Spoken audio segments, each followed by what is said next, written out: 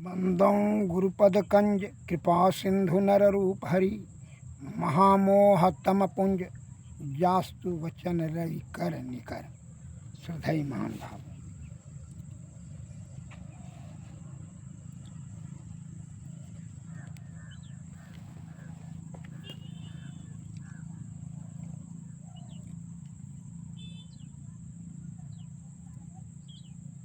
उप विषय ओप विषय काम चिंतकैन मुहुर मुहु ना शक्यते मनोजेतुं विना युक्ति मणि निंदति ताम। अर्थात पुनः पुनः एकांत में बैठने पर भी बिना सत्य युक्ति के कोई भी मनोजय करने में सामर्थ्य नहीं होता है। अर्थात मन को बिना सत्य युक्ति से सद्बुद्धि से सत्य के मार्ग पर चलते हुए ही मनोजय मन को जीता जा सकता है। अन्यथा तब जब आप असत्य और कुपथ पर चलते हैं, इसका मतलब मन के आप अधीन हैं, आपको कभी वो शांति नहीं रहने देगा। आप विषय भोग में रहेंगे, नाना प्रकार का छल कपट प्रपंच में, और आप उथल पुथल आपके जीवन में रहेगा, अशांत और दुखी रहेंगे। जब तक कि आप सतयुक्ति के ग्रहण नहीं करेंगे, विषय का त्याग करके सतयुक्ति से चलेंगे, तभी जो है मनोजय संभव है। इसलिए संतों ने कहा कि पुनः पुनः एकांत में बैठने पर भी बिना सत युक्ति के कोई भी मनोजय करने में सामर्थ्य नहीं होता है। अतः सत्यवृत्ति से ही मन को जीता जा सकता है। जैसे जेल में उदाहरण देते हैं, जेल में चोर लुक्कड़ को जो अपराधी प्रवृत्ति को तो वहाँ खाना खर्ची देवे करता है, बैठे चुपचाप शांति से, लेकिन नहीं, उसको वहाँ मन ने हरदम बेचैन व्याकुल करते उड़ाते रहता है कि बाहर में जाएंगे, नाना प्रकार का अपराध करेंगे और छल कपट प्रपंच कर करके मन की जो है अनुसार से कार्य करेंगे। चित्त बुद्धि तो उसका स्थिर रहने ही नहीं देता है, मन के वो अधीन में है ना, तो मन को कहाँ से जीत सकेगा। और जब तक मन नहीं जीतेगा तो शांति का प्राप्ति, परम शांति नहीं मिलेगा, सुख समृद्धि शांति नहीं मिलेगा। इसलिए सत्य युक्ति के एकांत में बैठने से नहीं, बल्कि सत्य युक्ति पूर्वक सत्य को ग्रहण करते हुए सत्य के मार्ग पर चलते हुए सद्बुद्धि से सतोगुण में रह करके आप जो है क्या करते हैं, मनोजय मन को जीतने में सामर्थ्य प्राप्त कर सकते हैं। एक लघु कथा में बता रहा हूँ। बहुत पुराने ज़माने की बात है। राजा साहब शिकार खेलने के लिए जाते थे, जो है बार बार। तो एक महात्मा जी जंगल में आश्रम बनाकर रहते थे, ध्यान भजन सत्संग करते थे। तो बार बार जो है महात्मा जी के डेरा पर आश्रम में ठहर जाते थे राजा साहब। तो राजा साहब महात्मा जी के गुणवत ज्ञान और दर्शन से उनका हृदय निर्मल होते गया और शिकार की प्रवृत्ति जो है छल कपट सीधा जो है विषय पर जो है वासना पर वह युक्ति प्राप्त करने लगा। महात्मा जी के प्रति बड़ी उनकी श्रद्धा हो गई। उनसे गुरु दीक्षा लेकर के, गुरु बना करके जो है सत्संग भजन सुनने के लिए जाते थे। अब राजा साहब जो है साल में एक बार भोज उत्सव मनाते थे। तो उस उत्सव में राजा साहब ने बड़ी विनम्रता के भाव से गुरु महाराज को भी निमंत्रण दिए राजमहल आने के लिए। गुरु महाराज नहीं आने चाहता था, लेकिन जो है महाराज ने बहुत निवेदन किए, कहा ठीक है तब चले जाएंगे। महात्मा जी आए, राजमहल में आने से उनका यथोचित आदर सत्कार किया गया। उनके चरणों में स्वर्ण मुद्राएं भेंट की, फिर उन्हें विश्राम गृह में ठहराया गया। रात्रि के समय महल में नृत्य और संगीत का कार्यक्रम रखा गया। कार्यक्रम आरंभ हुआ। लोग मंत्र मुग्ध होकर के नृत्य संगीत का आनंद लेने लगे। नर्तकी के संगीतमय प्रस्तुति से प्रभावित होकर लोगों ने उसे बहुत धन भेंट किया, पर तबला वादक की ओर किसी ने भी ध्यान नहीं दिया। समय बीतता जा रहा था, उसके मन में निराशा बढ़ती जा रही थी। तबला वादक के मन में सभी लोग नर्तकी की प्रशंसा कर रहे थे। तबला वादक ने मन में कोसा कि हमको कोई प्रशंसा नहीं कर रहा, हमको कोई बख्शिश नहीं दे रहा है। धीरे धीरे उसका मन खिन्न होने लगा। रात्रि के तीसरा पहर जो है चल रहा था। वादक के निराश हो जाने से उसकी शिथिलता होने लगी। वह रुचि कम लगाने लगा अपने वादक यंत्र बजाने में, ढोलक, झाल, बांसुरी, मृदंग। तो वह ताल बिगाड़ने लगा। उसकी शिथिलता से ताल बिगड़ने लगा। नर्तकी ने सोचा कि सारा कार्यक्रम बिगड़ जाएगा और राजा क्रोधित होकर के दंड भी दे सकते हैं। उसने अपने गायन में वादक की ओर इशारा करके कहा, बहुत गई थोड़ी रही, थोड़ी भी अब जाए, चरित्र भंगना कीजियो, जीवन दाग लगाए। वादक यह सोच कर सचेत हो गया कि कार्यक्रम में विघ्न होते ही राजा साहब दंड का भागी बनना पड़ सकता है। अब इतना समय गुजरिए गया तो थोड़ी ही देर में क्या होगा। वह सही से ताल वाद्य यंत्र बजाने लगा। महात्मा जी ने नर्तकी से प्रसन्न होकर राजा के द्वारा दी गई स्वर्ण भेंट मुद्राएं उसके सामने में अर्पित कर दिया। कुछ क्षण के पश्चात राजकुमार उठा और अपने हीरे का हार, कीमती ऊँटी उसने नर्तकी को पहना दिया। राजकुमारी अपने स्थान से उठी और अपनी मोती की माला उसकी नर्तकी के गले में पहना दिया। यह सब देखकर राजा आग बबूला हो गया। उसने चिल्लाते हुए नर्तकी से कहा, बंद करो यह नाच गान। क्या सारा राजकीय धन लूटकर यहाँ से जाओगे? कार्यक्रम बंद हो गया। सभा में सन्नाटा छा गया। सभी सोचने लगे कि पता नहीं अब क्या होगा। इसी बीच राजा अपने स्थान से उठकर महात्मा जी के पास गया और उसने पूछा, गुरुदेव, इतनी स्वर्ण मुद्राएं मैंने आपके उपयोग के लिए दी थी, आपने सारी की सारी नर्तकी को क्यों दे दी? महात्मा जी ने कहा, राजन, तुमने स्वर्ण मुद्राएं मुझे क्यों दी? राजा ने कहा, आप मेरे गुरु हैं, आपसे ज्ञान लेता हूँ, इसलिए मैंने आपको भेंट दिया। महात्मा जी बोले, इसने मुझे बहुत बड़ी सीख दी है। इसने कहा कि बहुत हो गई, थोड़ी रही, थोड़ी भी अब जाए, चरित्र भंग न कीजिए, जीवन दाग लगाए।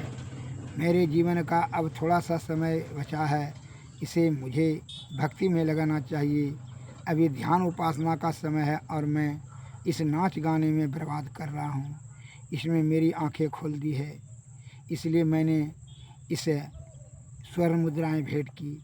फिर राजा ने अपने बेटे से पूछा, बेटा, इतना बेशकीमती ऊँटी तुमने इसे क्यों दे दी? बेटा बोला, मुझे तो बोलने में भी शर्म आती है, क्या बताऊं। मैं कब से सोच रहा था कि आप बूढ़े हो गए हैं, लेकिन सिंहासन से चिपके हुए हैं।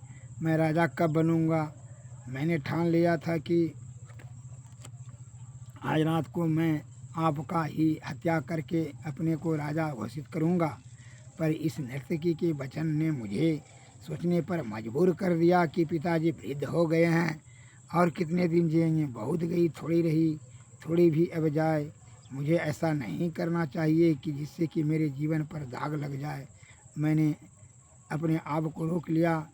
इसने मुझे घृणित कर्म करने से बचा लिया। मैंने इससे अपनी ऊँटी इसलिए उतार करके खुशी से दे दिए। आपका हत्या मैंने करने का विचार छोड़ दिया। राजा साहब ने राजकुमारी से पूछा, बेटी, तुमने इतनी कीमती माला इसे क्यों दे दी? राजकुमारी बोली, पिताजी, मेरी इतनी उम्र हो गई किंतु आपको मेरी फिक्र भी कभी नहीं हुई। आप तो हमेशा ही राजकाज में व्यस्त रहते हैं और मेरी शादी की सोचते भी नहीं हैं, इसलिए मैं परेशान रहने लगी। मैंने दरबान के साथ आज की रात दूर देश भागने की योजना बनाई थी। इस नर्तकी के वचन ने मुझे रोक लिया। मुझे लगा कि अब जब इतने दिनों में गुजार ही दिए हैं तो थोड़ा और सब्र रखना चाहिए। मुझे ऐसा कोई कर्म नहीं करना चाहिए जिससे कि मेरे चरित्र पर दाग लग जाए और मेरे खानदान की नाक कट जाए। इसने मुझे बहुत बड़े पाप से बचा लिया, इसलिए मैंने इसे मोती की माला दे दी। यह सब सुनकर राजा भी की आंखें खुल गई। उसने राजकुमारी से कहा, पुत्री मुझे क्षमा करना, इस सभा में अनेक राजकुमार आए हुए हैं, तुम जिसको पसंद करोगी उसी के साथ मैं अभी तुम्हारी शादी कर दूंगा। राजकुमारी एक राजकुमार को पसंद करती थी, उसने बता दिया और वरमाला डालकर महात्मा जी के समक्ष विवाह का काम संपन्न हो गया। फिर राजा ने राजकुमार से कहा, बेटा आज मेरी आँख खुल गई, मेरी आयु बहुत थोड़ी बची है, इसे मुझे भगवान भक्ति में लगाना चाहिए। आज मैं तुम्हें इस राज का राजा घोषित करता हूँ, तुम राज्य को संभालो। राजा ने ससम्मान अपने मित्रों और कलाकारों को विदा किया और नर्तकी के प्रति कृतज्ञता ज्ञापित किया। महात्मा जी भी वहाँ से प्रस्थान करने लगे। राजकीय पोशाक को उतारकर राजा भी गुरुजी के पीछे पीछे चल पड़ा। राजकुमार के साथ मंत्री और सभासदों ने पूछा कि महाराज आप कहाँ जा रहे हैं। राजा ने उत्तर दिया, बहुत गई थोड़ी रही, थोड़ी भी अब जाए। मेरा इतना जीवन संसार के प्रपंचों में बीत गया, अब मैं गुरुजी के साथ कुटिया में रहकर अपने बचे हुए जीवन को सेवा और ध्यान भजन में लगाऊंगा। सब कुछ त्याग कर राजा गुरुजी के साथ जीवन के परम लक्ष्य की प्राप्ति हेतु जंगल की ओर रवाना हो गया। श्री सद्गुरु महाराज की जय। इसलिए संतों ने कहा, हे भाई अब जो है समय कम है, अब हम बहुत विषय भोग वासना में जो है समय नष्ट हो गया, इसलिए धर्म के रास्ते से चलते हुए मोक्ष की प्राप्ति कर लें। क्यों यतन कर फल विषय भाई, स्वर्ग में अल्प अल्प दुखदाई। हे भाई इस मलमूत्र का पसीना ढोने वाला शरीर से खाली विषय भोग के लिए नहीं बनाई गई है। विषय भोग का त्याग करके ईश्वर की प्राप्ति करने के लिए यत्न करें। इसके लिए इंद्रियातीत होकर अंतर्मुखी अंतर साधना से ईश्वर की प्राप्ति करें, जिससे कि जीवात्मा का कल्याण हो।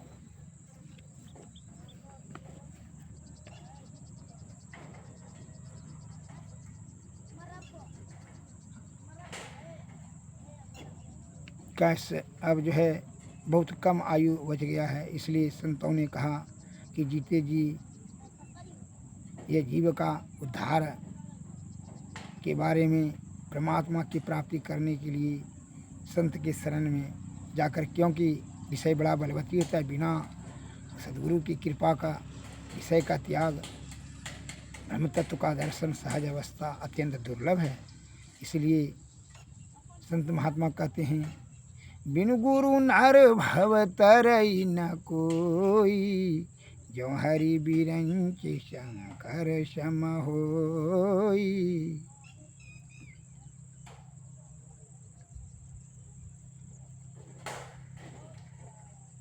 चलु चलु चलु भाई, धर गुरु पद थाई, हो भाई दृढ़ अनुरागी ब्रह्म त्यागी हो भाई।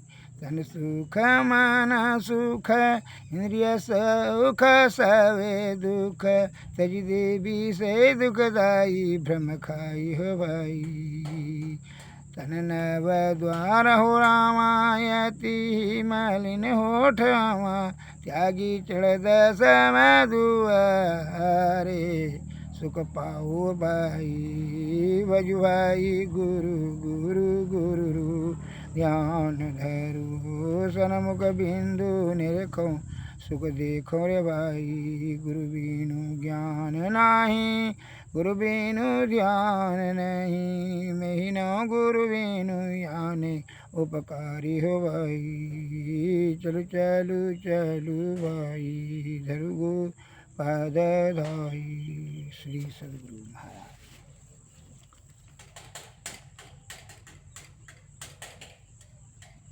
क्षण क्षण पल पल समय सिरावै, नर्तन दुर्लभ फिर नहीं पावै। धन जन परिजन सहित अपन तन, सब छाड़ी जेहू काम अंत न आवै। दुर्लभ मानुष तन करी गुरु भजन, बिना भजन व्यर्थ नजर जन्म न सावै।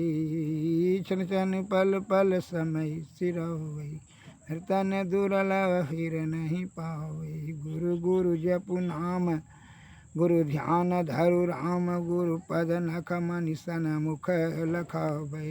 पद नख बिंदु धरि मन दृष्टि स्थिर करि, मनख बिंदु भानुमय गुरु रूप पावै। यही विधि ध्यान धरि दिव्य दृष्टि करि करि, राम नाम सार धुन गुरु पर खावै। गुरु ही सो शब्द शांति परद हो अनुपम ही, यही विधि गुरु भजि मोक्ष पावै। क्षण क्षण पल पल समय सिरावै, निर्धन दुर्लभ नहीं आवै पावै।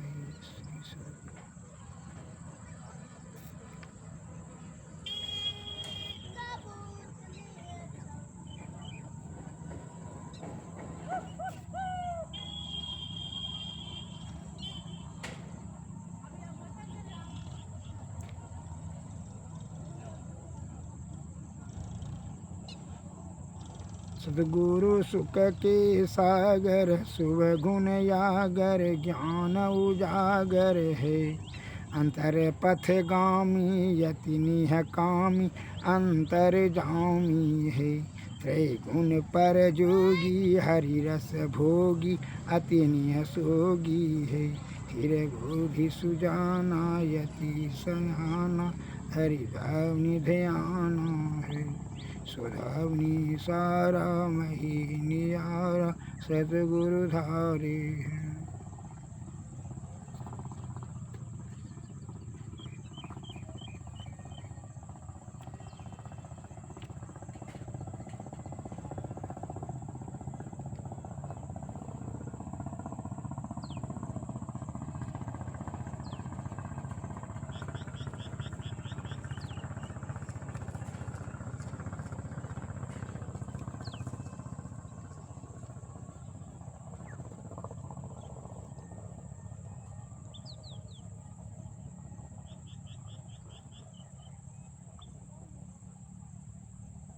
चली जा रही है उम्र धीरे धीरे, पल पल यूं ही आठों पहर धीरे धीरे। चली जा रही है उम्र धीरे धीरे, जो करते रहेंगे भजन धीरे धीरे, मिल जाएगा वो सजन धीरे धीरे। बचपन भी जाए जवानी भी जाए, बुढ़ापे का होगा भैया असर धीरे धीरे। तेरे हाथ पाँव में पल न रहेगी, झुकेगी तुम्हारी कमर धीरे धीरे। शिथिल अंग होंगे एक दिन तुम्हारे, फिर मंद होगी नजर धीरे धीरे।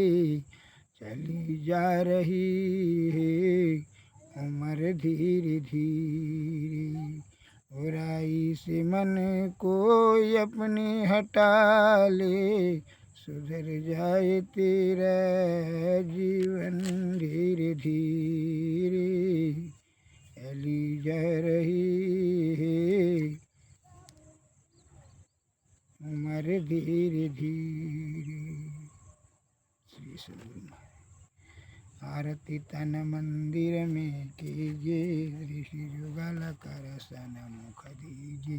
चमकई बिंदु सूक्ष्म रति उजल, ब्रह्म ज्योति अनुपम लख लीजिए। जगमग जगमग रूप ब्रह्मांड, निरखी निरखी ज्योति तज दीजिए। शब्द सूरत अभ्यास सरल त्रिकारी सार सवग ऐसी जुगति कया गढ़ त्यागी। भव ब्रह्म दस कल मलछी, भव खंडन आरती निर्मल, में ही अमृत रस भी। आरती तन मंदिर में कीजिए, ऋषि जुगल कर सन